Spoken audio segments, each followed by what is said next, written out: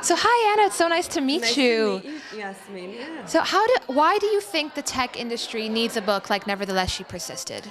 You know, while we've made a lot of progress so far for women in tech, there's an opportunity to help sort of the folks that are coming behind us, leaving a legacy and helping them understand, that they too can make it. And we've had a journey that's not been easy also. And so by telling stories, you have an opportunity to help the next generation. So if you could take yourself back in time to my age, 19 years old, sophomore in college, what would you... That long ago. No. There we go. There we go. So what would you tell yourself, and how would a book like this have helped you at that point in time?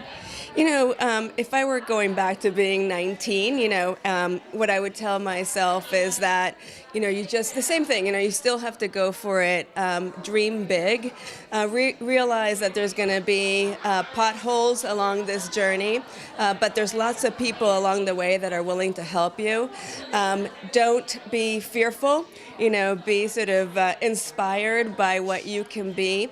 And if you hit one of these potholes, just turn right a little bit, go another direction, and you too can persist and make it happen, right? So just don't get like sort of left behind and pushed around too much. Go to the people and have them, your mentors, the folks that you work with, and have them help you on this journey. Absolutely. That's a great piece of advice. And one final question that I have for you is, do you have a Nevertheless She Persisted type story that inspires you? Whether it's someone you met at work or someone featured in the book, could you share a little bit about that? My story on Nevertheless She Persisted, I sort of look at, different people. Just think about, folks like Marissa Mayer, or think about folks like Hillary Clinton or Michelle Obama. Think about women that have been out there that have a mission, that have a belief system, that have a point of view and are pushing those forward, whether in tech or outside of tech, right? And then recognize that they fall, and they fail, and yet with all that, they move on and, go off and do great things, right? So those are the people that inspire me. Yeah.